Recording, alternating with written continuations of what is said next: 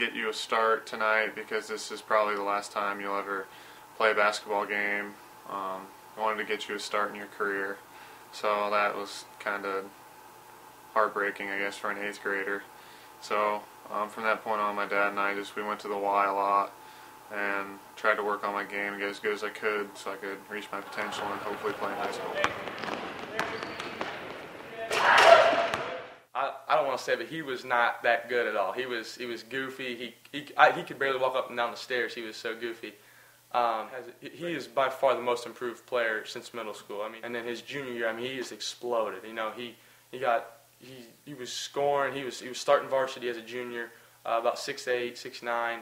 He had a heck of a year for us, and he could do it all. He could shoot. He could take it to the basket. He could rebound. Just don't look. Turn all the way around and look at it, and then come back, look to the second yard around it. After 9th grade started, we were thinking, what are ways that I can set myself apart from other players? Like, I read that LaDainian Tomlinson throws cards up in fans and tries to catch them before they hit the ground to work on his speed. And so things like that you can think of that someone else isn't doing make you better. That's what my dad and I tried to do. And I knew Coach Byers was supportive of me, so I was asking Coach if almost after every game if we could break it down just on what I was doing, because we would watch it as a team, but I wanted to know what I was doing, what I could do better, if I should have gone in for that rebound. I like to think that I've tried to do things different and tried to find that little edge that I could get on my opponent. You know, the only encouragement I had for him, I think, at that time was, it's up to you to determine how good you are. You know, you can be as good as you want to be, or you can be a role player. It's up to you, but you've got a lot of upside, you've got a lot of talent. Now, if you're willing to put into work, we'll put into work to help you get where you want to be.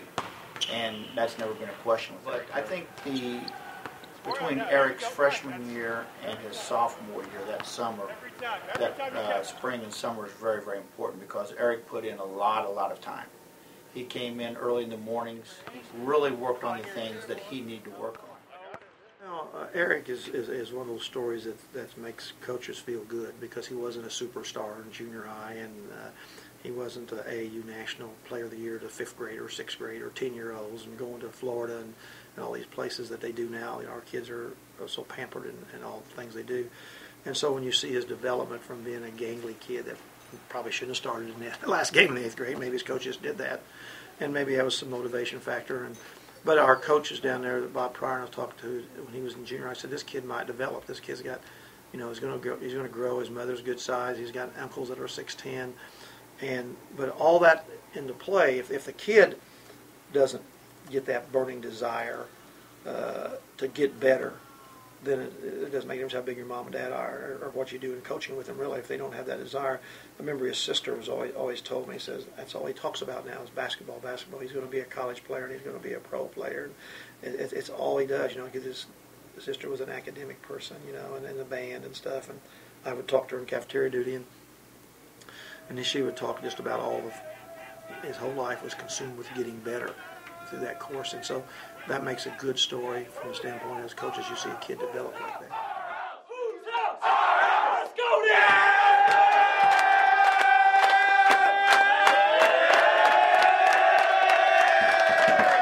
He has so many tools. You know, he's a big guy. He's 6'9". You know, he can shoot three. He has one of the best percentages on the team. And his post moves are automatic most of the time when he's down low. So, I mean, you can't really do much to stop him unless he's just off. So, I mean, Erik's a really good player. His development has been good. His sophomore year, we were caught in a hard place there. I wanted to make sure that he played all the time. So we played him 3 or 4 quarters JV, then dressed him varsity. Started him 2 or 3 games as varsity against Lawrence North. And he might have had 2 big guys, I think Whiteland. We started him and when he was a sophomore a few times, playing 3 quarters and started him on the varsity. Because we knew he was going to be a really good, we thought, a good player for us. And it just goes back to his hard work, you know, in the morning before school, after school, dedicating himself to coming back at night and shooting, and he got there. As for teams trying to shut me down and stuff, I think of it as a challenge. And I also think of it as an opportunity for other players to shine, because whenever I get doubled down, I see Spencer, Matt, Dee, Joey, they're all open. So it's just my job to get the ball and look, try to get the ball out, see if we can get 3 points instead of 2. I think that's helped a lot.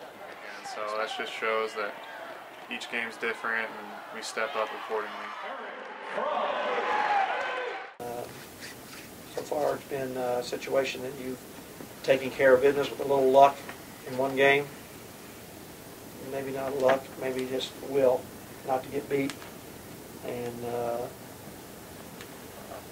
think you should be pretty proud of where you stand right now.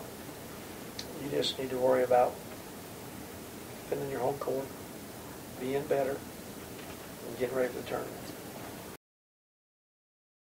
A chance to do something that is very rarely done. In fact, I think there's only 2 teams in Indiana that still have a chance to finish the season, regular season, undefeated. Brownstown.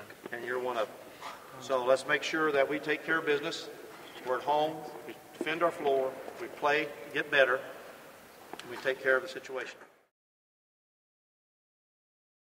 Get the ball up, get it out, get it down. Decisions, decisions, decisions. And we like good decisions. All right? Anybody have got a question on that? Yes, sir. Make plays that you can make, not what you'd like to make. Play within your talent level. Everybody understand? Yes, sir. All right, so the national anthem's over. We'll go play. Let's go!